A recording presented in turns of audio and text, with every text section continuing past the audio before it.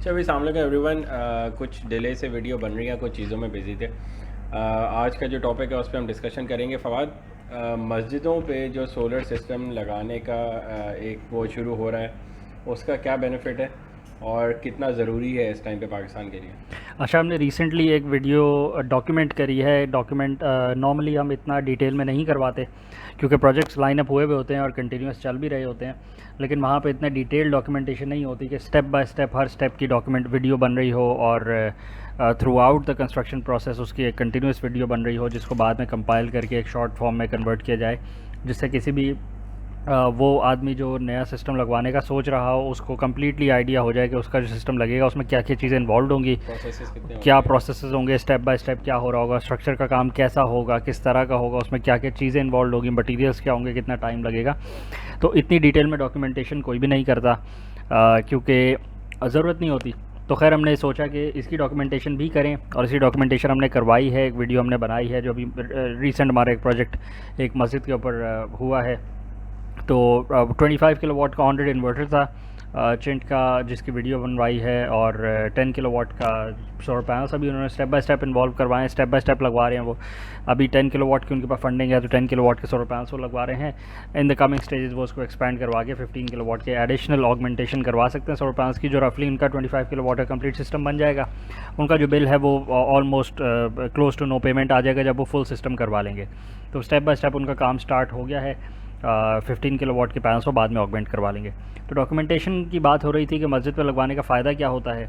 तो मस्जिद पे लगवाने का फ़ायदा ये होता है, बड़ा क्लियर सा है कि जो मस्जिद फ़ंड्स को सोर्स करती है मंथली अपने बिल्स पे करने के लिए, वो बेशक मुखय्यर हजरात से ले या वो चंदे के थ्रू ले या वो किसी भी तरीके से ले, वो फ़ॉरेन फ़ंड से ले, जो भी लोग एहतियात करते हैं उसके थ्रू वो इकट्ठी कर ले, तो वो एक रिकरिंग प्रोसेस होता है, हर महीने करना पड़ता है, हर महीने फ़ंड्स को जनरेट करवाना पड़ता है। बहुत से मसाजिद के अपने तरीके होते हैं कि वो बिज़नेस जनरेट कर रहे होते हैं, उनके बाहर शॉप्स होती हैं या वो कोई और सर्विसेज देकर अपने सोर्सेज ऑफ इनकम उन्होंने बनाए हुए होते हैं। तो अगेन जो भी मेथडोलॉजी होती है वो हर महीने एक रिकरिंग कॉस्ट होती है जो बिजली की मस्जिद के ऊपर आती है। वो मॉस्क्स जहाँ पे एयर कंडीशनिंग भी लगे हुए हैं तो गर्मियों में उनके बिल्स तो एस्केलेट कर जाते हैं क्योंकि ड्यूरिंग प्रेयर टाइम्स तो सारे एसीज़ ऑन होते हैं। लाजमी बात है, ज़ोहर पे और असर पे तो ऑन करना लाजमी पड़ जाता है, तो वहाँ भी बिल्स ज़्यादा आते हैं। वो मस्जिदें, अभी जिस मस्जिद की हम बात कर रहे हैं यहाँ पे एयर कंडीशनिंग मौजूद ही नहीं थे, बट स्टिल इनका बिल एक सब्सटेंशियल अमाउंट पे था, जो 20 जिसके लिए 25 किलोवाट का कॉन्ट्रेक्ट सिस्टम इनकी बेसिक रिक्वायरमेंट थी कि इसके बगैर इनका बिल वेव ऑफ नहीं कितना हो बिल था सकता। रफली? इनका बिल रफली 95,000 के आसपास था। ठीक है। प्लस माइनस आप कुछ भी कर सकते हैं ठीक है। क्योंकि वेरिएबल कंजम्पशन होती है, बट क्योंकि इनके आप फैंस लगे हुए हैं तो गर्मियों में इनका मैक्स बिल जो आता है वो 95,000 से 100,000 के दरमियान आता है। सर्दियों में ये बिल कम हो जाएगा क्योंकि फैंस भी यूज़ नहीं होंगे, बट लाइट्स और जो ऑडियो सिस्टम है वो यूज़ हो रहा होगा। तो अब ये ऐसी मस्जिद है जहाँ पे एयर कंडीशनिंग ही मौजूद नहीं है, जहाँ पे एयर कंडीशनिंग मौजूद होगा वहाँ का बिल आप सोच सकते हैं कि इससे अराउंड 3 टाइम्स 2 से 3 टाइम्स ईजिली हो जाएगा। तो ऐसे में फिर इतने फ़ंड्स हर महीने जनरेट करना, वो भी थ्रू आउटसाइड सोर्सेज, एक वेरिएबल एक रिस्की टास्क हो जाता है कि किसी महीने फ़ंड जनरेट हुए, किसी महीने नहीं हुए।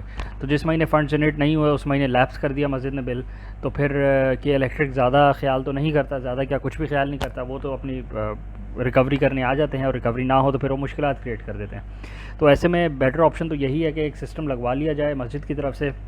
जो भी लोग हर महीने का फ़ंड इकट्ठा करने का सोचते हैं, बेहतर ये है कि मस्जिद को एज अ डोनेशन सिस्टम करवा दें ताकि सेल्फ एक सफिशिएंट तो हो जाए ना बिल्कुल एटलीस्ट। वो इदारा सेल्फ सफिशेंट हो जाए।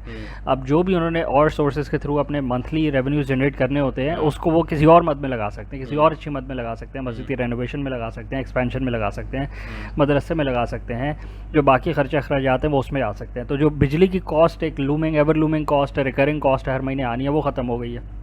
वो जितनी भी हो, बेशक 20,000 हो या 2 लाख रुपए हो या 20 लाख रुपए हो, वो कॉस्ट कट डाउन होके नेग्लिजिबल होके ख़त्म हो गई है।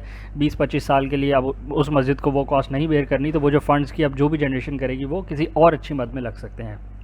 तो मस्जिदों में एहतियात तो बहुत आते हैं अल्हम्दुलिल्लाह। फ़ैन्स की रिप्लेसमेंट में, पर्दे लगने में, पेंट होने में, कलर चेंज होने में, मार्बल लगने में, रेनोवेशन का काम तो होता रहता है रेनोवेशन का मस्जिदों काम में। होता रहता है। और कहने का मकसद ये है कि रेनोवेशन का काम भी हज़ारों रुपए वाला नहीं हो रहा होता, क्योंकि मस्जिद एक बहुत बड़ा एक एकरेज होती है, उसकी एक जगह होती है, वहाँ पे जब फैंस भी लगते हैं तो अगर एक 2000 बंदों की मस्जिद है जहाँ पे 2000 नमाजी एक वक्त में प्रे कर सकते हैं, तो वहाँ पे जब फैंस लगते हैं तो वो भी 8-10 लाख रुपए के सिर्फ फैंस ही रिप्लेस हो जाते हैं। जाते हैं बिल्कुल। अगर फैंस पुराने हो जाएं।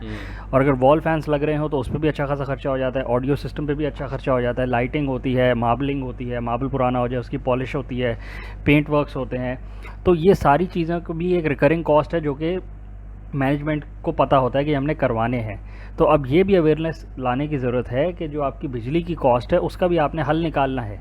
तो ये मैनेजमेंट ने ही और जो उसके डोनेटर्स हैं, जो उसके डोनर्स हैं, उनको ये बताना है कि जी हमें सोलर सिस्टम की ज़रूरत है क्योंकि हमारी एक रिकरिंग कॉस्ट है, हमें इसको ख़त्म करना है। तो जो आप लोग डोनेशंस देते हैं बाकी मद में, बहुत अच्छी बात है, और इस मद में भी दें ताकि हम इस कॉस्ट को अपना ज़ीरो कर लें, ताकि आपको जो बिल्स आप रिकरिंग कॉस्ट में पे करते हैं वो ना दें आप, या आप वो देते रहें, हम उसको किसी और अच्छी मद में यूटिलाइज़ करके आपको रिपोर्ट देते रहेंगे कि वो किस मद में जा रहे हैं। तो अब ये भी एक एवेन्यू है जो कि सारी की सारी, ये अभी नहीं है तो काफ़ी पुराना एवेन्यू है, but it is high time अब ये करना ही पड़ेगा, नहीं तो बहुत मुश्किल होती जा रही है कि जहाँ पे बिजनेसेस भी काफ़ी हद तक इफ़ेक्ट हुए हुए हैं, बिजनेस के प्रॉफिट्स भी मार्जिनलाइज हुए हुए हैं। तो ऐसे में जो डोनर्स हैं उनको भी किसी भी अगर महीने मुश्किल आती है तो वो इफेक्ट फिर मस्जिद के ऊपर नहीं आना चाहिए। मस्जिद की सोर्सेज अपनी जनरेट हुई भी होनी चाहिए, जो भी उनकी फिक्स्ड कॉस्ट है वो तो ज़ीरो होनी चाहिए ना। मस्जिद रेंट की जगह पे तो नहीं बनती ना, मस्जिद की अपनी जगह मुख्तस होती है, वो अलॉट हुई हुई होती है, वो उसकी एनओसी जारी हुई हुई होती है सारे इदारों से, महकमों से खरीदी हुई जगह होती है, उसकी किसी को कॉस्ट दोबारा रिकरिंग बेयर नहीं करनी पड़ती। हर महीने का रेंट थोड़ी देना होता है कि वो किसी दिन लैप्स कर देंगे तो फिर क्या होगा। तो ये मॉडल ऐसी जगहों पर एग्जिस्ट नहीं करता। तो इलेक्ट्रिसिटी का भी अब मैकेनिज़्म मौजूद है कि जो मंथली रेंटल आप पे करते हैं, सर्विस चार्ज पे करते हैं, वो नहीं पे करने की ज़रूरत, उसका भी ऑल्टरनेट मैकेनिज्म मौजूद है। अब ये करवाना पड़ेगा क्योंकि जो हालात जाते जा रहे हैं, रिकरिंग कॉस्ट बेयर करना मुश्किल होता जा रहा है। तो यहाँ पे रिस्क नहीं ले सकते मस्जिद में भी जो नमाजी हैं। अब बहुत सारी मस्जिद के साथ ही मदरसे भी होते हैं, वहाँ भी बहुत, अब कुछ तो बिल्कुल ही एकरेज पे होती हैं, 3 एकड़ 4 एकड़ पे बनी हुई होती है शहर के अंदर, ही बिल्कुल। तो उनका तो बिल भी ठीक ठाक होता है और उन पर लाइबिलिटी भी काफ़ी ज़्यादा होती है।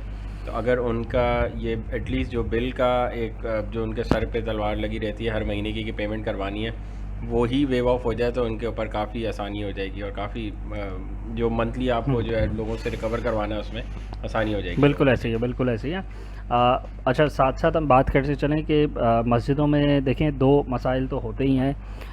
लोड शेडिंग का मसला तो पुराना चल रहा है, तो उसके सोल्यूशंस तो हर मस्जिद ने पहले से निकाले हुए हैं। मैनेजमेंट ने लोगों से फंडिंग लेकर या जिस भी तरह से उन्होंने या यूपीएस लगवाए हुए हैं, अगर छोटी मस्जिद है तो light, basic critical light fans के लिए यूपीएस लगवाए हुए हैं, ऑडियो सिस्टम यूपीएस पे है ताकि वो ट्रिप ही ना करे। और जो बाकी एक्सेस पावर के लिए अगर जुम्मे का टाइम है या फिर कोई और फ़र्ज़ नमाज का टाइम है जहाँ पर रश ज़्यादा हो, तो उसके लिए जेनसेट्स का भी एक मैकेनिज़्म मौजूद है कि जेनसेट ऑन करके एक बैकअप, पावर बैकअप ले लेंगे। तो मस्जिद के 2 मसाइल नॉर्मली होते ही हैं, लेकिन जो अभी ज़्यादा बड़ा मसला है वो बिल का मसला है, क्योंकि वो हर महीने की एक रिकरिंग कॉस्ट है। अभी ऐसा नहीं है कि किसी भी मस्जिद में आप देखें कि वो बिल्कुल ब्लैकआउट की तरफ चली जाती हो और उसके बाद बिल्कुल कोई मैकेनिज्म ही ना हो कि वो अंधेरा हो जाएगा। ये हम बड़ी मस्जिदों की बात करें, अगर छोटी कोई गली मोहल्ले वाली मस्जिद हैं तो वो अभी हमारी डिस्कशन का हिस्सा नहीं है। तो फिर अभी जो स्टेप 1 है उनके लिए वो यही है कि वो अभी ऑन रेट सिस्टम लगवा लें जिससे उनका बिल तो ज़ीरो हो जाए। और अगर वो एक और स्टडी सिस्टम की तरफ जाना चाहते हैं जिसके थ्रू वो अपने जेनसेट्स को रिप्लेस कर लें ताकि लोड शेडिंग के वक्त उनको जो पावर फेलियर का मैकेनिज्म है जो उसको ओवरकम करना है, तो फिर वो हाइब्रिड सिस्टम की तरफ चले जाएं जिसके थ्रू वो नेट मीटरिंग करके अपना बिल ज़ीरो भी कर सकते हैं, plus in case of load shedding उनके जेनसेट्स की तरफ भी उन्हें नहीं जाना पड़ेगा, क्योंकि जेनसेट्स की भी एक रिकरिंग कॉस्ट है। मेजॉरिटी ऑफ मॉस्क्स में जो जेनसेट लगे हुए हैं वो गैस पे चलते हैं, तो गैस का आपको हाल पता है, गैस का हाल क्या चल रहा है, गैस की भी लोड शेडिंग हो रही है, गैस आ भी नहीं रही, प्रेशर भी नहीं होता, तो जेनसेट होता है वो फुल पावर भी नहीं दे रहा होता, वो थ्रॉटलिंग भी हो रही होती है उसमें, तो वो ऑफ भी हो जाता है ऑटोमेटिकली, और एटीएस जो है वो उसको ऑन करवाने में भी उसको मुश्किल होती है। तो अगर फ्यूल सोर्स ही मौजूद ना हो और उसकी भी अबंडेंस ना हो तो फिर again you have to come up with a solution for it, और उसका सोल्यूशन अगेन हाइब्रिड सिस्टम ही बनता है।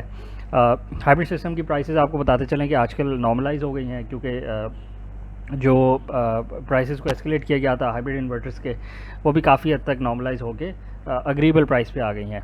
आने वाले दिनों में आप देखेंगे कि हाइब्रिड इन्वर्टर्स की प्राइस अगर और नीचे आती है तो कंज्यूमर को और बेनिफिट हो जाएगा। अगले सीज़न, अगली गर्मी आने से पहले जिन ने हाइब्रिड सिस्टम लगवाना था उनको लगवा लेना चाहिए, क्योंकि सर्दियों के सीज़न में आपको पता है, हम पहले भी वीडियोस बना चुके हैं कि सर्दियों के सीज़न में प्राइसेस नॉर्मलाइज हो जाती हैं, जो उनकी नॉर्मल प्राइसेस होनी चाहिए वो वहाँ आ जाती हैं। गर्मियों में क्योंकि डिमांड ज़्यादा हो जाती है और प्राइसेस इस दफ़ा एक एक्स्ट्रॉर्डनरी सिचुएशन हुई कि इंपोर्ट को ही कर्टेल करवा दिया गया और एलसीज ही नहीं खोलने दी गई, तो उसकी वजह से जो डिमांड थी वो वहीं की वहीं थी, बट जो स्टॉक था उसको पीछे रुकवा दिया गया। तो जो थोड़ा बहुत stock with in the city available था, विद इन पाकिस्तान अवेलेबल था, वो उसकी प्राइसेस स्काई रॉकेट कर गई क्योंकि डिमांड तो मौजूद थी, बिल्स भी सबके ज़्यादा आ रहे थे, और जो पेट्रोल की प्राइसेस हैं, फ्यूल की प्राइसेस हैं, उसकी वजह से जो इलेक्ट्रिसिटी की प्राइसेस थी वो भी स्काई रॉकेट करवाई गई। तो उसकी वजह से फिर एक्स्ट्रॉर्डनरी प्राइसेस राइज़ कर गए, और जिसकी वजह से फिर कंज्यूमर के लिए मुश्किल हो गया कि वो जो सिस्टम उसको 1 मिलियन का पड़ा था, अब वो 1.3 मिलियन 1.4 मिलियन का पड़ा था। अगेन उसको बेनिफिट तो उतना ही होना था 2 साल के अंदर अगर ROI सिस्टम की, तो वो इंक्रीज़ होने के बाद भी 2 साल ही आ जाती है, क्योंकि इवन दो कि सिस्टम कॉस्ट ऊपर जाती है तो जो आपका इलेक्ट्रिसिटी का टैरिफ होता है, जो आपसे डिस्को आपको चार्ज कर रही होती है, वो भी बढ़ रहा होता है साथ साथ। तो कोई भी चीज़ वैक्यूम में नहीं हो रही होती, ऐसा नहीं होता कि आपका 2 साल का ROI 8 साल पे चला जाए। पाकिस्तान के सिनेरियो की अगर हम बात करें तो क्योंकि दोनों चीज़ें एट पार ही चल रही होती हैं। अभी सर्दियों में फ़ायदा ये है कि जिसकी 2 साल की ROI थी इस साल की गर्मियों में, अब उसकी ROI 1 साल 8 महीने 1 साल 9 महीने पे आ गई होगी, क्योंकि इलेक्ट्रिसिटी का टैरिफ नीचे नहीं आया, इलेक्ट्रिसिटी का टैरिफ ऊपर ही जा रहा है। अगर अभी हम उसी लेवल पे देख लें इसको, जो जुलाई अगस्त या सितंबर का था, तो उस लेवल पे भी जो सिस्टम की प्राइस है वो नीचे आई है, बट जो इलेक्ट्रिसिटी का टैरिफ जो आप पे कर रहे हैं अपनी इलेक्ट्रिसिटी सप्लाई कॉर्पोरेशन को, वो ऊपर गया है। तो आपकी ROI थोड़ी और ज़्यादा जल्दी आ जाएगी।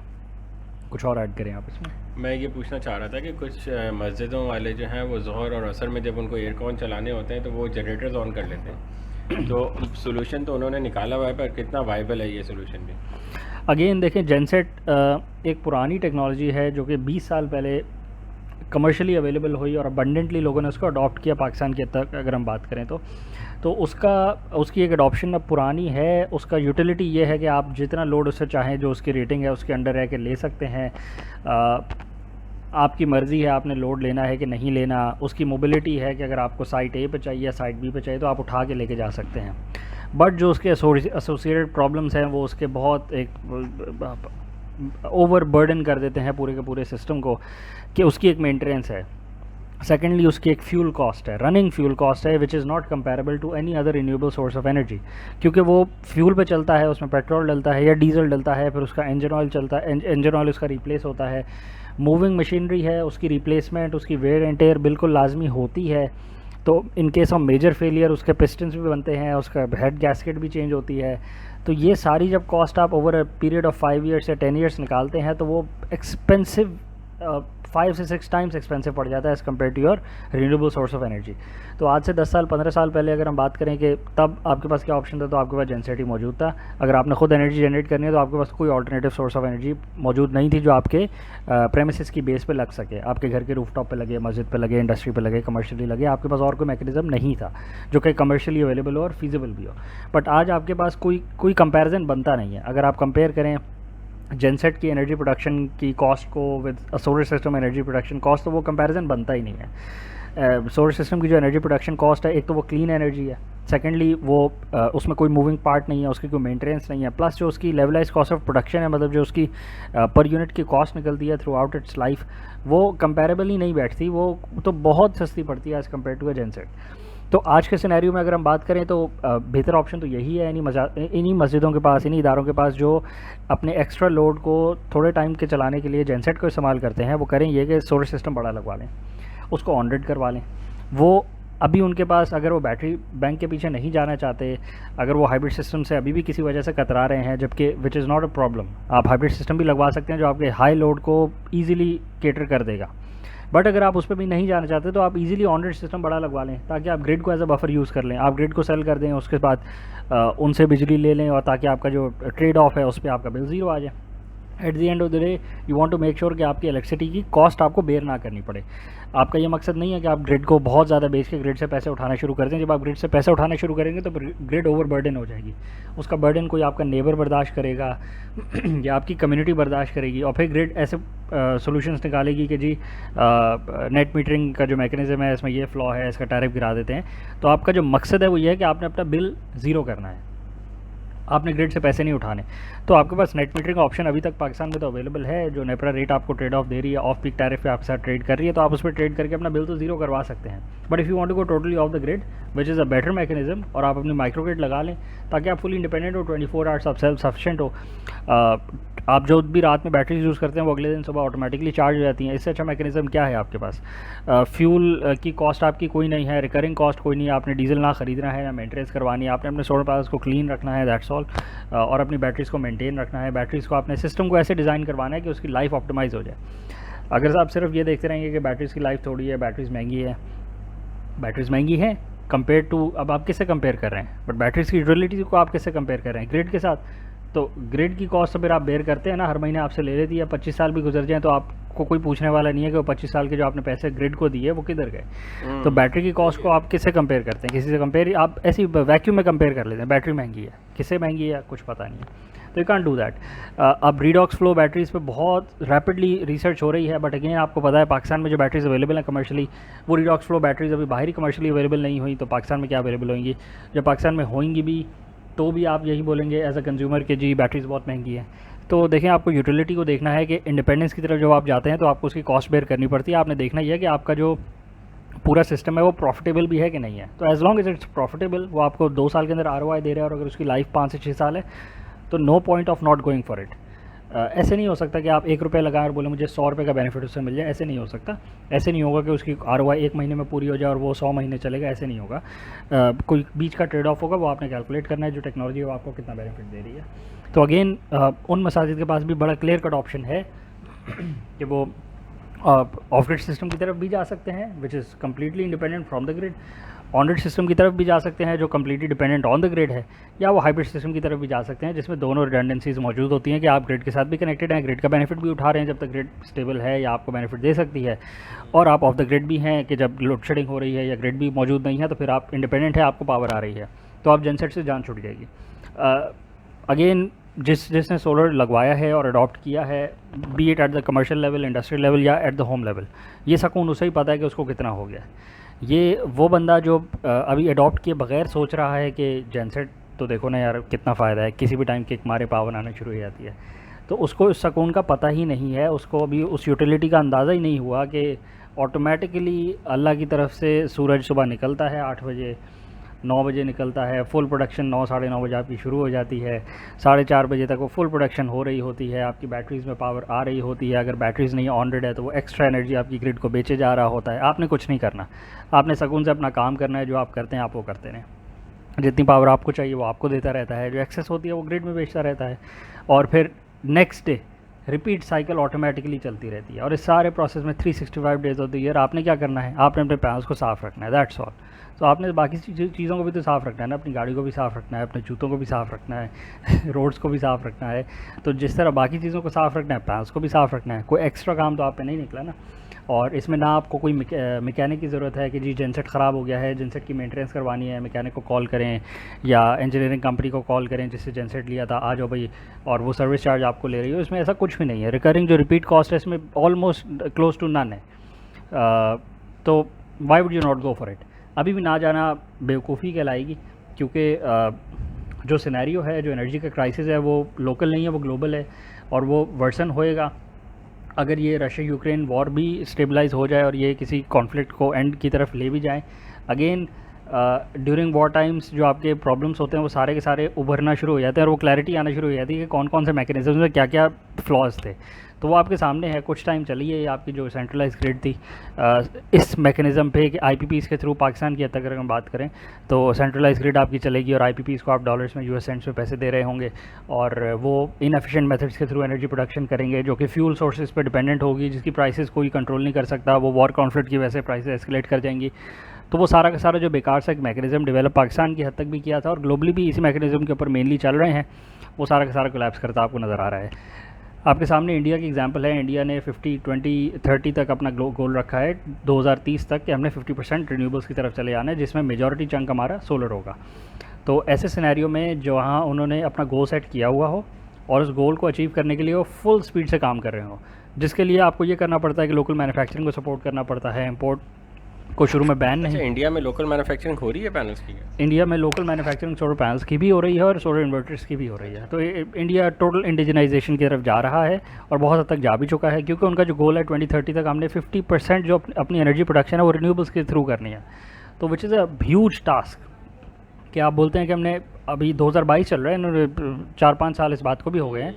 तो अगर आप 10 डेकेड भी ले लें तो 10 साल के अंदर अगर आप सोच रहे हैं कि हमने अपनी 50% शिफ्ट कर देना है रिन्यूएबल्स की तरफ, जिसमें मेजॉरिटी चंक सोलर का हो, it's a huge task in terms of finances also and in terms of the will power to do it. तो उन्होंने एक टास्क सेट करी है, वो उसको अचीव करना चाह रहे हैं, वो अचीव कर लेंगे तो उनका बेनिफिट हो जाएगा कि इंटरनेशनल ग्लोबल क्राइसिस उन पे हावी नहीं होंगे, उनकी प्रोडक्शन हमेशा चलती रहेगी एट अफोर्डेबल लेवल। तो पाकिस्तान ये नहीं करना चाह रहा, तो पाकिस्तान उसकी कॉस्ट बेयर करेगा। कॉस्ट यही होगी कि जब भी इंटरनेशनल प्राइसेस राइज़ या फॉल करेंगी तो यहाँ पे सब डगमगाना शुरू हो जाएगा, हमारी प्रोडक्शन की कॉस्ट ऊपर नीचे निकल जाएगी। तो अगेन ये हर मुल्क को सोचना है कि उसने किस लेवल पे काम करना है और किस लेवल पे इंडिपेंडेंस गेन करना है, ताकि उसकी जो प्रोडक्शन है, जो उसकी इनपुट कॉस्ट है, वो कितना मार्जिनलाइज कर ले उसको। कुछ और ऐड करेंगे आप इसमें?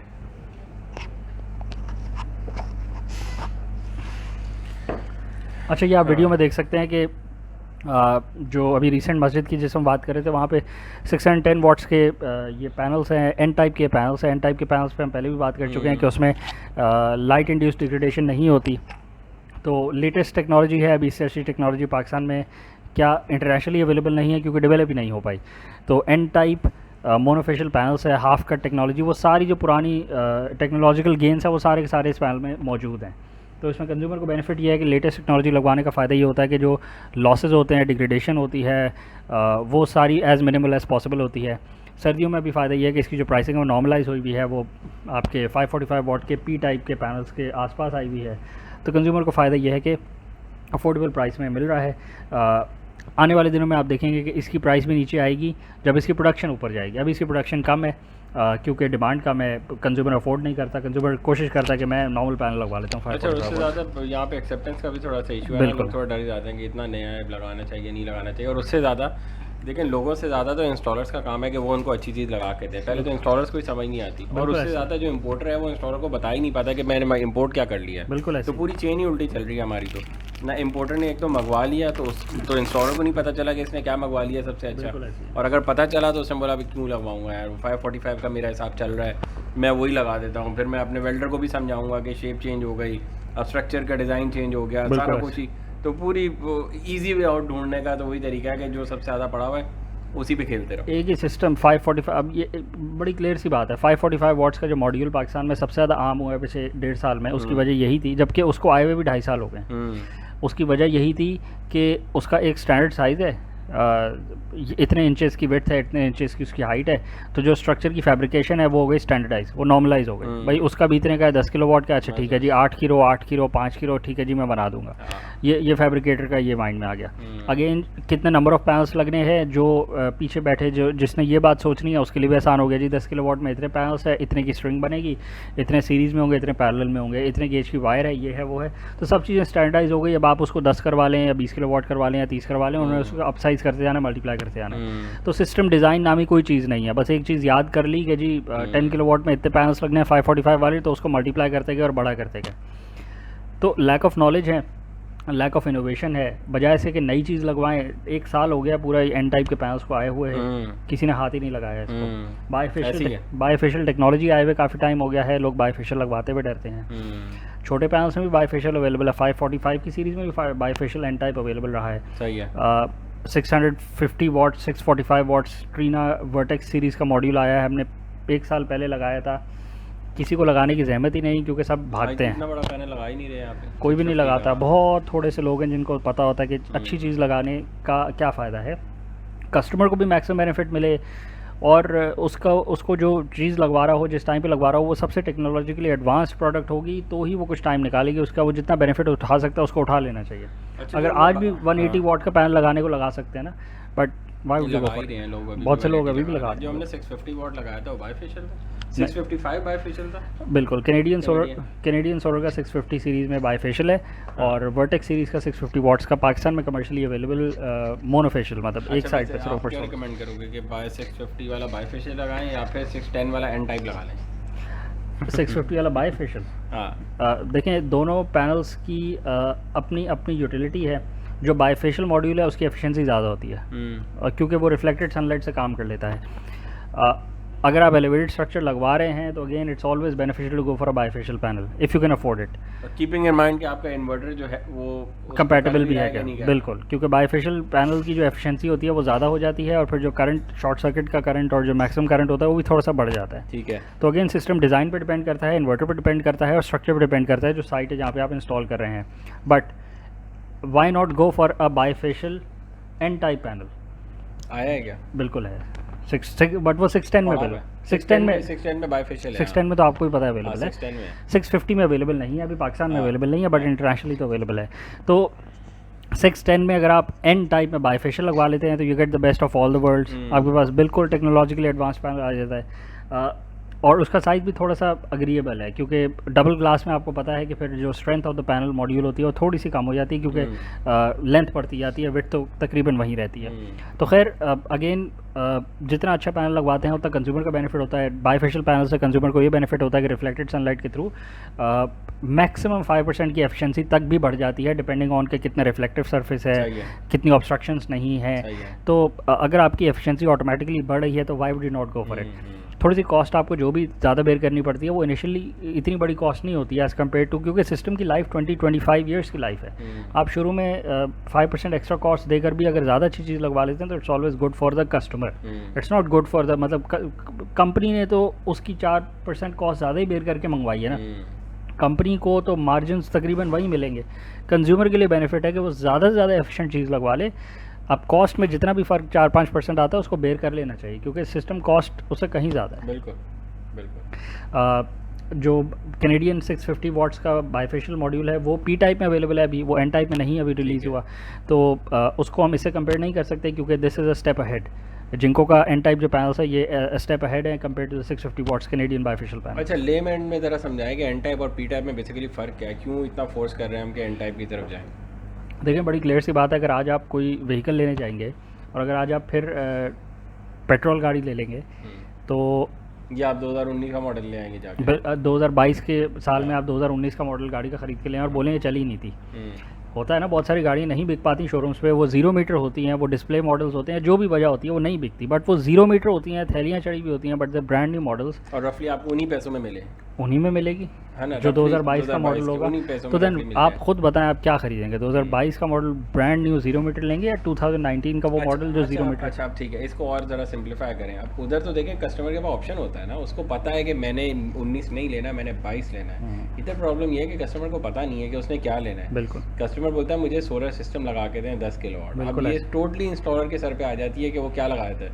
वो 10 किलोवाट 180 वाट से भी बना के दे सकता है। बिल्कुल ऐसी आपने देखा है 300 वाट पे लोगों को 20-20 किलोवाट लगा दिए लोगों ने। बिल्कुल ऐसी है। क्योंकि मेरे पास 300 पड़ा हुआ है, आज के टाइम से तो ये, और फिर इन्वर्टर के पैनल बड़ा लगा दिया 650 का, तो इन्वर्टर जो है वही 13 एम्पेयर वाला लगा दिया, तो वहाँ आगे फंस गए लॉसेस सारे कस्टमर के। पता ही नहीं ना, इंस्टॉलर को पता ना, इनको पता चला, बिल्कुल फायदा ही नहीं हुआ बड़ा इन्वर्टर लगाने का। बिल्कुल ऐसी है। तो ये तो बड़ी एक सीरियस कंसर्न है। अच्छा, बिल्कुल ढूंढने से पहले कितनी वर्किंग करनी पड़ेगी? बिल्कुल। अच्छा, ये वर्किंग पहले नहीं हो पाती फ्रॉम द कस्टमर साइड, क्योंकि ऑटोमोटिव इंडस्ट्री से अगर हम इसको कंपेयर करें तो वो बहुत सालों में मैच्योर हुई है। अब जाके कंज्यूमर पे इतनी नो हाउ और इतनी उसकी नॉलेज बढ़ी है कि कंज्यूमर अपने राइट को प्रोटेक्ट कर पाता है। ये इंडस्ट्री अभी नई है, एनर्जी इंडस्ट्री, तो इसमें कंज्यूमर को अपना राइट प्रोटेक्ट करते हुए थोड़ा सा टाइम लगेगा, बट जितना जल्दी कंज्यूमर अपने आप को नॉलेजेबल कर ले उतना ही उसका फ़ायदा है। अगेन अगर कस्टमर अपने आप को नॉलेजेबल नहीं कर पा रहा तो उसके पास बेटर ऑप्शन ये है कि वो ऐसी कंपनी के पास जाए जो उसे बेवकूफ़ नहीं बना रही, जो उसके राइट को मैक्सिमम प्रोटेक्ट करना चाह रही है और उसको बेस्ट पॉसिबल प्रोडक्ट दे रही है। ब्रांड नेम्स के पीछे भागने से कुछ नहीं होता। Big brands, big advertisement campaigns, big sales and marketing teams, उनका बेनिफिट कस्टमर को at the end of the day तब होगा जब कस्टमर के लिए वो प्रोडक्ट मिल रही हो, कस्टमर को वो प्रोडक्ट मिल रही हो जो which is the best product for the customer in the best price. TVC चलाने से कस्टमर को at the end of the day को बेनिफिट नहीं मिलता, सिर्फ एक अप्रोच पड़ती है कि कस्टमर को पता लगता है ये कंपनी भी एग्जिस्ट करती है। टीवी कमर्शियल्स और कस्टमर को क्या फ़ायदा होता है? कुछ भी नहीं। कस्टमर को फ़ायदा ये होता है कि जो उसको कोट मिल रही है उसमें जो आइटम्स इंक्लूडेड है दो should be the best items at the best price possible in that time. तो कस्टमर को यही देखना है कि अगर वो खुद अपनी वर्किंग नहीं कर सकता तो फिर ऐसी कंपनी के पास जाए जो उसका बेनिफिट दे सकती है मैक्सिमम, और eight the end of the day ensure तो कस्टमर नहीं करना है कि वो अपने बेनिफिट्स को प्रोटेक्ट करे, अपने राइट्स को प्रोटेक्ट करे। ये जिस मस्जिद की हम बात कर रहे हैं यहाँ पे हमारा 545 के पी टाइप पैनल्स की बात हुई थी, बट 610 वाट्स के पैनल्स हमारे पास अवेलेबल थे। हमने विदाउट एनी प्रॉब्लम्स हमने लगा दिए ये, क्योंकि कस्टमर का फ़ायदा है। इसमें कोई सोचने दो दफ़ा सोचने वाली बात ही नहीं है कि अगर आप कस्टमर का और बेनिफिट कर सकते हैं तो फिर आप ज़्यादा अच्छी चीज़ लगाएं। इसी तरह 610 के आप बायफेशियल पैनल्स भी लगा सकते हैं अगर आप अफोर्ड करते हैं कि आपको और बेनिफिट चाहिए। आप ओवरसाइज भी कर सकते हैं सिस्टम को, कि अगर आप 10 किलोवाट का ऑन ग्रिड इन्वर्टर लगवा रहे हैं तो फिर आप 13 किलोवाट, डिपेंडिंग ऑन के इन्वर्टर में कैपेसिटी कितनी है, उसकी रेटिंग कितनी है, आप 13-14 किलोवाट्स तक के पैनल्स भी लगवा सकते हैं कि अगर इन्वर्टर में कैपेसिटी हो। उसका फ़ायदा ये होता है कि जो पैनल्स हैं वो आपके नॉर्मली वो 80% एफिशिएंसी पे चल रहे होते हैं, तो वो आपको हर वक्त 10 किलोवाट्स दे रहे होंगे। तो 10 किलोवाट्स या आपके लोड को पावर आ रही होगी या नेट मीटरिंग हो रही होगी, तो आप उससे मैक्सिमम बेनिफिट ले रहे होंगे, क्योंकि जो बैलेंस ऑफ सिस्टम है वो तो एग्जिस्ट करता है ना। इन्वर्टर भी 10 किलोवाट की आपने कॉस्ट बेयर करी हुई है, ब्रेकर्स, वायरिंग, इंस्टॉलेशन, सब कुछ आपने 10 किलोवाट का बेयर किया हुआ है, बट आपने क्योंकि पैनल्स को ओवरसाइज करवा लिया है तो पैनल्स की कॉस्ट आपने एक्स्ट्रा बेयर करी, बट आपका सिस्टम अब हर वक्त 10 किलोवाट बनाता रहेगा। तो अगेन ये कस्टमर के ऊपर है कि वो कितनी रिडंडेंसी चाहता है, कितना आउटपुट परफॉर्मेंस चाहता है। थोड़ी कॉस्ट ज़्यादा बेयर करनी पड़ेगी, लाजमी सी बात है, बट नॉनदलेस कस्टमर का ही at the end of the day benefit होता है। आप बाइफेशियल पैनल्स को करवा लेंगे तो अगेन उसका बेनिफिट भी कस्टमर को, आपको ही मिलेगा, किसी और को नहीं मिलेगा। और अगर आप ज़्यादा अच्छी टेक्नोलॉजी लगवाते हैं उसमें भी बेनिफिट आप ही का होगा। कुछ और एलिवेटेड स्ट्रक्चर का देखें ना कितना बेनिफिट होता है। एलिवेटेड स्ट्रक्चर में देखें बैक टू बैक एक तो पैनल्स आ जाते हैं, प्लस शेडोज़ कोई नहीं होते। अब ये जो स्ट्रक्चर है ये ज़्यादा हाइट पे भी नहीं है ताकि क्लीनिंग आसानी से हो सके, बट आप देखें ये जो बीम्स पहले से डली हुई हैं, अब इसका कोई शेडो नहीं आएगा। तो अगेन एलिवेटेड स्ट्रक्चर की एक कॉस्ट होती है कंपेयर टू L2 स्टैंड्स या फिर जो एल्यूमिनियम के छोटे फ्रेम्स आते हैं। पर आपको सिस्टम 25 ईयर्स चलना है, ये कॉस्ट कोई इतनी बड़ी यही कॉस्ट बात नहीं है। इसको वॉश करना आसान हो, इसमें कोई शेडो ना आए, वरना जो सिस्टम लगाया फेल हो जाएगा। यही बात, ज़रा सी छोटी सी गलती की वजह से, छोटे से पैसे बचाने के चक्करों में 25 साल तक आपको प्रोडक्शन ही ना मिली तो एक ही साल में उससे ज़्यादा का नुकसान हो जाएगा। बिल्कुल ऐसे फ़ायदा ही ही नहीं होगा करने में। आप कट डाउन कर लें कॉस्ट, स्ट्रक्चर ना लगाएं, आप वायरिंग के गेजेस कम करवा लें, आप जो ब्रेकर्स हैं वो नॉन जेन्युइन लगवा लें। प्रैक्टिकली आप ये नहीं कर रहे होंगे, आप बोल रहे होंगे सस्ता कर दो, सस्ता कर दो और कम कर दो। कम में बिल्कुल आपको ऐसे। कोटेशन तो मिल जाएगी, तो वो अपनी जेब से तो नहीं लगा रहा, वो क्या करेगा, वो गेज कम कर देगा। बिल्कुल आपको तो नहीं ऐसे। बता रहा, पर वो गेज कम करेगा, ब्रेकर 300 वाला लगा देगा, बिल्कुल ऐसे, स्ट्रक्चर नहीं बनाएगा, दूसरी तरह कर देगा। बिल्कुल तो- ऐसी है। अब अगर प्राइस पे ही compete करवाते रहे कस्टमर, एज जनरली बात हो रही है, अगर कस्टमर बोलता रहेगा कंपनी को कि जी कोट अनकम्पिटिटिव है, इसका रेट कम करें, रेट कम करें, तो रेट कम होते जाएंगे। इसमें कोई लोअर बार नहीं है। इसमें 180 वॉट्स के जब पैनल पे जाके बात रुकेगी तो फिर लोअर बार आएगी, और जब 8 साल पुराने ऑन ग्रिड इन्वर्टर की एक कोट उसमें लगी हुई होगी तब लोअर बार आएगी। हाँ।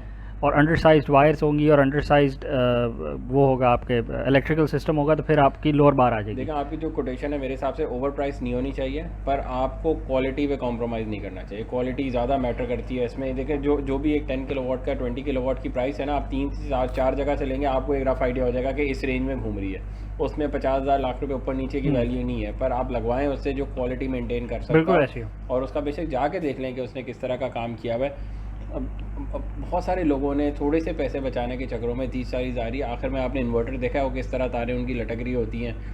It's a hazard. बिल्कुल कि ऐसे। आपकी main DC wire, AC wire यूँ लटक रही हों और वो पड़ा हुआ आपने ऐसी दीवार पे लगा लिया है, बिल्कुल तो ऐसे। बच्चा कल को हाथ लगा दे या कर ऐसे खुदा तो ना आप खासा घर की वायरिंग भी नहीं करते, पर आपने वो लगवा लिया कि जी मैंने कम में लगवा लिया। पैसे बचाने के चक्कर में ये आपने क्या पैसे बचा लिए भाई, खुदा ना खासा उसको आपने खिंच गई किसी से, शॉर्ट हो गया, इन्वर्टर 4-5 लाख रुपए का है, ऊपर से फ्यूज़ उड़ गए उसके पैनल्स के, तो या किसी को करंट लग गया, बिल्कुल ऐसे इट्स नो जोक ऐसे ही कि है। आप बोलें 30-40 हज़ार बचा के मैंने बड़ा काम किया है। बिल्कुल ऐसे ही है। काम प्रॉपर होना चाहिए, क्योंकि उसने 20-25 साल चलना है। यही चीज़ आप जब घर बनाते हैं तो आप कॉम्प्रोमाइज़ नहीं करते छोटे छोटे, क्योंकि आज आप करेंगे तो 2 साल बाद आप दोबारा रिपेयर करा रहे होंगे, तो आपको फ़ायदा क्या हुआ नया घर बिल्कुल बनाने ऐसे ही का। है, बिल्कुल ऐसे ही। इसमें भी आप कॉम्प्रोमाइज़ नहीं कर सकते। अच्छा, इसमें मेरा ख्याल है एक और बात भी है जो कस्टमर को जहन में रखनी चाहिए, कि जो आपने घर बनाने वाली बात करी वो बिल्कुल बिल्कुल टू द पॉइंट है, बिल्कुल राइट बात है कि घर जब आप बनाते हैं तो आपके जहन में होता है कि this will last more than 2 decades. अगर अच्छी क्वालिटी का घर बना रहे हो 3 डेकेड लास्ट आपके करेगा। जहन में ये नहीं होता कि मैं दोबारा बनाऊंगा, ऐसा ऐसे। होता ही नहीं। आप बिल्कुल ऐसे। एक दफ़ा बनाते हैं कि यार एक दफ़ा बना रहे हैं ना, सही से बना लेते हैं। अब इसको 2-3 डेकेड चलना चाहिए, 20, हाँ। 30, 40 साल इसको मैक्सिमम चलना चाहिए।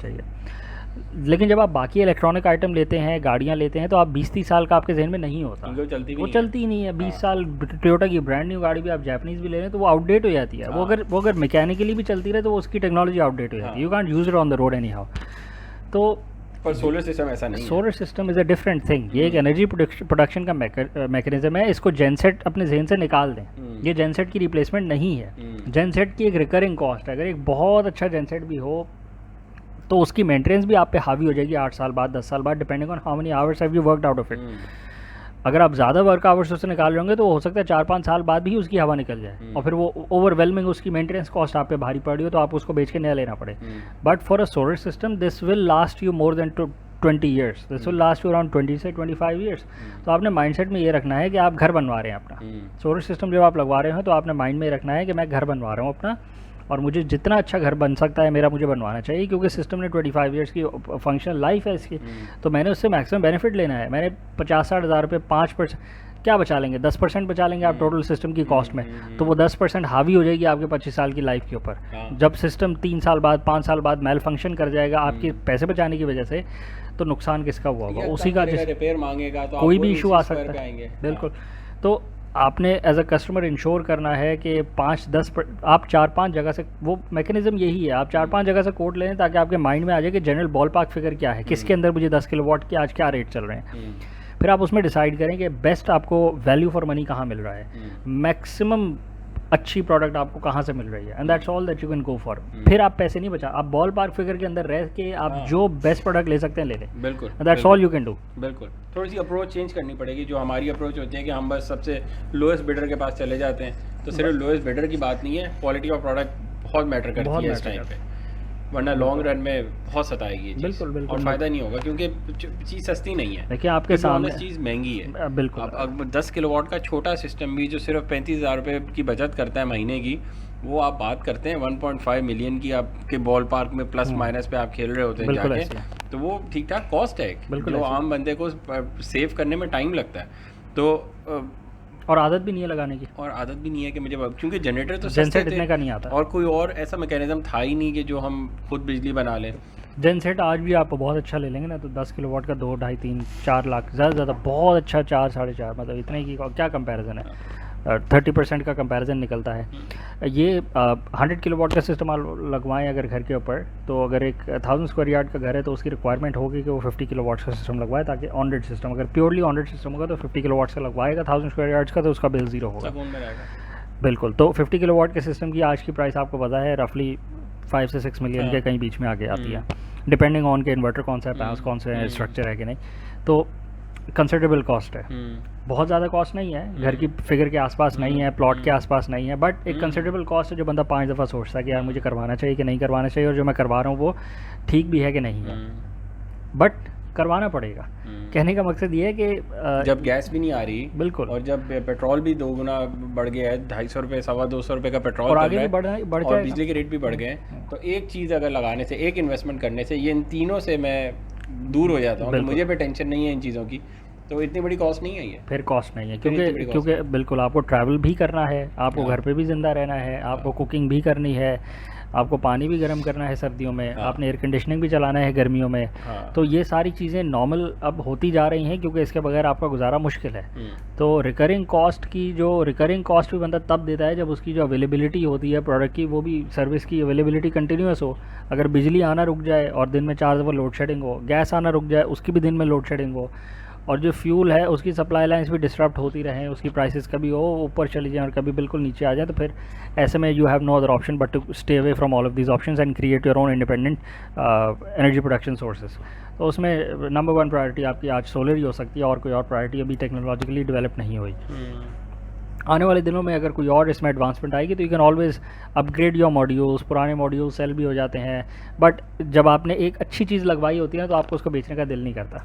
कोई भी जब घर अपने लिए बनाता है ना तो वो दिल से जब बनाता है तो वो कभी भी नहीं बेचता, अनलेस खुदा न खासा कोई और मसला आ जाए, बट जो अपने लिए चीज़ लेता है, बेस्ट पॉसिबल चीज़ लेता है या बनाता है, nobody likes to sell those things, क्योंकि उसने बिल्कुल 100% एफर्ट किया होता है उसमें, उसकी प्रोक्योरमेंट में। आप बात कर रहे हैं कि आज अगर 2022 में बना रहा है तो 2047 में बेचने की बात कर रहे हैं आप। 25 ईयर्स तो इसकी लाइफ है और इसकी वारंटी है इनफैक्ट कि 80% से कम आउटपुट नहीं आएगा, तो चलेगा तो उससे ज़्यादा, तो इट्स नॉट गोइंग एनीवेयर इंशाल्लाह। ये बिल्कुल कॉर्नर्स कट ना करें, कॉर्नर्स कट ना करें, चीज़ अच्छी लगवाएं, बेस्ट पॉसिबल लगवाएं, बेस्ट पॉसिबल वर्कमैनशिप हो, बेस्ट पॉसिबल प्रोडक्ट्स हो, ताकि आपका बेनिफिट हो। और देखें अगर गवर्नमेंट ऑफ इंडिया का फोकस है 50% का और हमारी गवर्नमेंट का तो नहीं है, तो हम एज ए नेशन खुद अपने एम्स बना सकते हैं कि हम एटलीस्ट अपने घरों को, अपने बिजनेसेस को, अपने करीब की मस्जिदों को, अपने स्कूल्स को, बिल्कुल ऐसे ही इनको खुद सोलर पे ले जाएं, ताकि इंडिपेंडेंट गवर्नमेंट इनिशिएटिव की ज़रूरत नहीं है, हम खुद ही बहुत सारे काम कर सकते हैं। बिल्कुल ऐसी है, तो हम एटलीस्ट खुद ही इंडिपेंडेंस की तरफ चले जाएं, एनर्जी इंडिपेंडेंस की तरफ, और अपनी गाड़ियाँ इलेक्ट्रिक कर लें, अपनी सारी चीज़ें इलेक्ट्रीफाई कर लें, क्योंकि नहीं करेंगे तो उसकी जो कॉस्ट है वो भी इंडिविजुअली हमें ही बेयर करनी है। हम पे भी आएगी और गवर्नमेंट गवर्नमेंट पे भी, हाँ पाकिस्तान पे भी आएगी और हम पे तो आएगी, बिल्कुल आएगी आएगी दोनों वो पे तो। आएगी। तो गवर्नमेंट अगर कुछ नहीं करना चाह रही तो वो हाँ। उसका जिम्मेदार तो फिर गवर्नमेंट पे ज़्यादा आता है उसकी ज़िम्मेदारी, और हाँ। हमारे ऊपर कम आती है। बट नॉनदलेस हम पहले अपने इनिशिएटिव ले लें और बिल्कुल। अपने इनिशिएटिव्स को एग्जीक्यूट कर लें और उससे बेनिफिट्स रीप करना शुरू कर दें। उसके बाद फिर हम गवर्नमेंट पे प्रेशर भी डाल सकते हैं कि देखें जी ये इंडिविजुअल लेवल पर कितने लोगों ने लगवाया है और उन्होंने कितना बेनिफिट उठा रहे हैं, तो गवर्नमेंट स्टेट लेवल पे भी कोई इसका मैकेनिज्म निकाले और उसका भी कोई हल निकाले। बट अगेन मसाइल अगर आपके पर्सनल लेवल पे आ जाएं तो फिर आपको गवर्नमेंट से कोई लेना देना नहीं होता। बिल्कुल। आप बोलते हैं मेरे तो खुदा न खासा मुझसे बिजली का बिल ही नहीं दिया जा रहा, हाँ, तो फिर आप किस गवर्नमेंट को जाके रो सकते हैं कि जी मेरा बिजली का बिल दे दो, कम कर दो ज़्यादा। बहुत सारी मस्जिदें ऐसी हैं जिनसे बिजली का बिल नहीं दिया जा रहा। बिल्कुल होता अगर है। आप उनसे पूछेंगे जाके जिधर नमाज़ पढ़ते हैं तो उनको वो आपको बताएंगे कि उनको कितनी मुश्किल होती है बिजली का बिल देने में, और फिर वो 3-3 4-4 महीने का डिले आया हुआ होता है, फिर कोई एक बंदा आगे बढ़ता है और उनको क्लियर करवा के बिल्कुल देता है, ऐसी है, और बिल्कुल फिर ऐसी वो है। उसी साइकिल में हो जाता है। बिल्कुल साइकिल और है, ये रिपीट सिर्फ साइकिल इसी है। मस्जिद की बात नहीं है, घरों का भी यही हाल हुआ है, इंडस्ट्री का भी यही हाल है। इंडस्ट्री का भी यही हाल हुआ है, क्योंकि सिर्फ इम्पैक्ट एक ही जगह तो नहीं है ना, टैक्सेस तो वो लगाए जा रहे हैं, हर जगह लगा रहे हैं। बिल्कुल ऐसी है। तो मस्जिद तो फिर एक नॉन प्रॉफिट एंटिटी है, एक फलाही काम में आ जाती है, सवाब मिलता है। जो कमर्शियल एंटिटीज़ हैं वो भी बंद होती जा रही हैं सिर्फ non payment of energy bills की वजह से ही, और जो उन पे क्राइसिस आया हुआ वो भी मेजॉरिटी एनर्जी क्राइसिस ही आया हुआ है। तो सबके पास एक ही हल है, अपनी बिजली खुद बनाएं और जान छुड़ाएं नेशनल ग्रिड से, और जितना दूर हो सकता है नेशनल ग्रिड से उतना हो जाएं, और अगर नहीं दूर होना चाहते तो फिर ग्रिड के साथ रह के उतना मैक्सिमम ग्रिड से उठा लें जितना उठा सकते हैं। एक और कॉन्सेप्ट पे आजकल बात हो रही है, सोलर व्हीलिंग के कॉन्सेप्ट पे, उस पर भी थोड़ी सी डिस्कशन कर लेते हैं कि क्या इसके सेलेंट फीचर्स हैं, क्या ड्रॉबैक्स हैं। तो देखें, अगर आपने नेशनल ग्रिड में ही रह के आपने प्रोडक्शन करनी है at a far away area, कि आप जमपीर में आपने विंड मिल लगाई हुई है और आपने वहाँ पे ग्रिड में एडिशन कर दी है पावर की, और फिर आप बोलते हैं ना, सोलर व्हीलिंग एक कॉन्सेप्ट ये है कि आप किसी भी रिमोट एरिया में बैठ के जहाँ पे आपको लैंड सस्ती मिले, जहाँ पे वो फीचर्स अवेलेबल हों जिसके थ्रू आप मैकेनिज़्म के थ्रू आप जनरेशन कर सकते हैं। मतलब किसी रिवर के ऊपर आपने अपना टरबाइन लगा ली है, जो वाटर टरबाइन है, आपने हाइड्रो इलेक्ट्रिक प्लांट लगा लिया, आप बिजली वहाँ प्रोड्यूस कर रहे हैं, 500 किलोमीटर दूर है यहाँ से, आपने वहाँ 1 लाख यूनिट हर साल आपने ग्रिड में फेंक दिया है, बट आप यूज़ यहाँ पे करना चाह रहे हैं। तो आप फिर ग्रिड को एज अ बफर यूज़ कर रहे हैं, ग्रिड को एज अ सिंक यूज़ कर रहे हैं कि देखो जी मैंने वहाँ पे इतने यूनिट आपको सेल कर दिए, तो मुझे यहाँ पे उतने ही यूनिट मेरे बिल से क्रेडिट कर दें, और जो आपने बीच में चार्जेस लेने हैं अपने ट्रांसमिशन के चार्जेस वो आप मुझसे ले लें। तो ये एक मैकेनिज़्म तो है, बट नॉनदलेस इसमें जो एक बड़ा मेजर ड्रॉबैक है वो यही है कि फिर नेशनल ग्रिड को आपको मेंटेन करना पड़ता है, और नेशनल ग्रिड के जो सारे के सारे फेलियर्स हैं उसमें से कोई भी एक प्रॉब्लम आ जाए आपकी तो वो सारे के सारे ग्रिड पे डिपेंड करके उसको फेल कर देती है। पर उसमें एक रीज़न है ना, देखें अगर मेरे पास 5 एकड़ की एक फैक्ट्री है और 5 एकड़ तकरीबन मैं यूटिलाइज़ कर चुका हूँ सोलर इंस्टॉलेशन के ऊपर, जितनी मेरे पास छत पे कैपेसिटी थी मैंने वहाँ भी लगा लिया, और जो मेरे पास ओपन स्पेस थी मैंने वहाँ भी जिधर तक मैं लगा सकता था पैनल मैंने वहाँ लगा लिए हैं, और अब मैं उससे ज़्यादा नहीं लगा पा रहा, और तब भी मेरा जो है 30-40-50% बिल सिर्फ कवर हुआ है और स्टिल 60% रिमेनिंग है। तो अब मुझे जगह चाहिए। सही है। अब जहाँ मैंने फैक्ट्री लगाई है वहाँ तो जगह सस्ती नहीं है, वो तो पुरंगी है, साइट एरिया है, जो भी है, वो तो वैल्यू तो अब वैल्यू बहुत ज़्यादा है। तो अब मुझे कोई जगह तो चाहिए, मेरे पास इन्वेस्टमेंट है, मैं चाह रहा हूँ कि बकाया बिल भी कम करूँ, तो फिर मैं इसी तरह दूर ही जाऊँगा जहाँ पे ज़मीन सस्ती हो, वहाँ पे मैं पैनल्स लगवा देता हूँ और वहाँ की बिजली फिर मैं ऑफसेट करवा लेता हूँ। पर पहला स्टेप यही है कि मैं जो मेरी अपनी से पहले वहाँ तो लगा लें, क्योंकि जहाँ मैंने अपनी साइड पे लगाया वहाँ मुझे 100% की बचत होती है। बिल्कुल। और जब मैं के इलेक्ट्रिक को या किसी वापडा को बेचता हूँ तो वहाँ से मुझे 50% की बचत नहीं होती, वो मुझे उतना रेट देते हैं जितने पे मेरी उनसे बात हुई है। ऑफ पीक की बिजली का रेट टैरिफ वो एडजस्ट करते हैं, हाँ। प्लस जो टैक्सेस आप पे लगाते हैं वो लगते ही लगते हैं, हाँ। और नंबर 3 आपने अगेन ग्रिड को यूज़ किया होता है एज अ बफर। तो it's not a bad agreement, बिल्कुल अनलेस के आपने अपनी जगह पे ना लगाया हुआ। बिल्कुल। पहले आप अपनी जगह पूरी यूटिलाइज करवा लें, उसके बाद वहाँ चले जाएं। बिल्कुल ऐसी है। आपकी अगर रूफटॉप आपकी ख़त्म हो गई है और रूफटॉप पे जगह ही नहीं बची, बिल्कुल आप जाएं और अपनी रिक्वायरमेंट पूरी करें, और फिर आप ग्रिड को बोल सकते हैं कि हाँ जी मैं वहाँ प्रोड्यूस कर रहा हूँ, मुझे यहाँ पे दो। लेकिन अगेन इसमें ड्रॉबैक यही रहेगा कि जब तक ग्रिड फंक्शन कर सकती है और जब तक ग्रिड में फेलियर्स और प्रोन नहीं हो जाते, तो तब तक वो आपके साथ अच्छा टैरिफ सेट करेगी। उसके बाद फिर आपको मुश्किल ही आएगी, क्योंकि आप अगेन ग्रिड के साथ कनेक्टेड हैं, और ग्रिड को मैनेज करना एक बहुत मुश्किल काम है एक ऐसे मुल्क में जहाँ पे ग्रिड में लॉसेस बहुत हैं, इनएफिशिएंसीज बहुत हैं, थेफ्ट बहुत है, और डिस्कोज भी को बहुत ज़्यादा नेकनीयती से काम नहीं कर रही होती। तो अगेन फिर कस्टमर के लिए मुश्किल है कि वो अपने बेनिफिट को इंश्योर कर सके। तो again there is no other option. Step 1 ये है कि अपनी साइट के ऊपर लगवाएं। जब साइट का रूफ, फिर देखें साइट के ऊपर जब लगवाना है, अपनी फैक्ट्री के ऊपर लगवाना है, तो फिर आप जगह क्यों ज़ाया करते हैं? ऑन-ग्रिड सिस्टम 100 किलोवाट का 500 किलोवाट का जब आप लगवा रहे होते हैं तो फिर आप L2 स्ट्रक्चर पे ना लगवाएं ना, आप कोशिश करें कि बैक टू बैक पैनल्स लगवाएं, ज़्यादा से ज़्यादा स्पेस की यूटिलाइजेशन करें, कम से कम कॉस्ट में करें, जो भी मैकेनिज़्म आपका डेवलप होता है। उसके बाद नेबरिंग फैक्ट्री से अगर आपकी बात हो सकती है कर लें, नहीं होती तो छोड़ दें। उसके बाद फिर जब आपने अपनी साइट को फुली कवर कर लिया है और फुली ऑप्टिमाइज़ कर लिया है फॉर प्रोडक्शन, फिर आप बिल्कुल सोलर व्हीलिंग की तरफ जा सकते हैं। और आप बोल सकते हैं, जा तो आप पहले भी सकते हैं, आप बोल सकते हैं कि मैं पहले स्टेप पे जाके मैं जंपीर में लगा रहा हूँ, बट फीजिबल नहीं है। आप फिर उसी ग्रिड को यूटिलाइज़ कर रहे हैं, उसी ग्रिड को ओवरबर्डन करेंगे और फिर उसमें यूटिलिटी की ट्रांसमिशन चार्जेस के ऊपर आप आएंगे। तो उससे बेहतर ऑप्शन एज अ नेशन हमारे पास यही है कि अपनी साइट को पहले कवर करें, फुल यूटिलाइज़ करें, फुल प्रोडक्शन करें, उसके बाद आपने जहाँ जा रहे हैं आप जाके लगा सकते हैं। लेकिन जहाँ जाके लगाने से पहले एक और स्टेप भी आप कर सकते हैं, वो ये है कि अपनी जो एनर्जी कंजप्शन है उसको ज़रा ऑप्टिमाइज़ तो कर लें।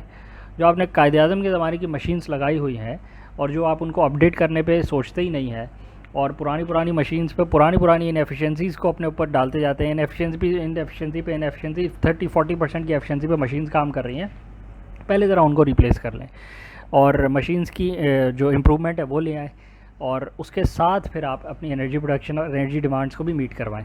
क्योंकि पुरानी मशीन्स की इनएफिशिएंसीज़, ओवर हीटिंग, उसको कूल डाउन करने के लिए पानी की सप्लाई, चीज़ों रिसोर्सेज को ज़ाया करने से कोई फ़ायदा नहीं होता। अगर आपके पास पैसे हैं भी और आप फिर भी दूर दराज इलाकों में जाकर सोलर व्हीलिंग के थ्रू अपनी एनर्जी प्रोडक्शन करवाना चाह रहे हैं, लेकिन अपनी फैक्ट्री प्रेमिसेस के अंदर आप ऑप्टिमाइजेशन नहीं करवाना चाह रहे और एफिशिएंसीज़ नहीं बढ़वाना चाह रहे, तो अगेन दैट्स अ प्रॉब्लम। आपको वो करना चाहिए ताकि आपकी जो मैक्सिमम एनर्जी है, मैक्सिमम यूटिलाइजेशन है, वो किसी अच्छी मद में जाए। बेकार एनर्जी को वेस्ट करने में कोई फ़ायदा नहीं होता। वो सिर्फ एनर्जी वेस्ट नहीं हो रही होती, वो और बहुत सी रिसोर्सेज भी वेस्ट हो रही होती हैं जो कि आपको ऑन द टॉप दिख नहीं रही होती। तो एनर्जी कंजम्पशन को ऑप्टिमाइज़ करने की भी ज़रूरत है, एनर्जी मैनेजमेंट करने की भी ज़रूरत है, प्लस एनर्जी प्रोडक्शन करने की तो लाजमी ज़रूरत है ही है, क्योंकि you have to produce energy at your own level, ताकि आप अपनी कंजम्पशन जो है वो खुद सेल्फ कंज्यूम करें अपनी एनर्जी को। कुछ और ऐड करें या बस मेरा ख्याल है क्लोज़ करें आज इसको। चैनल को सब्सक्राइब करें, लाइक करें, ज़्यादा से ज़्यादा शेयर करें ताकि ज़्यादा से ज़्यादा लोगों तक ये इसकी इन्फॉर्मेशन पहुँच सके। और बस इंशाल्लाह नेक्स्ट वीडियो के साथ दोबारा हाज़िर होते हैं।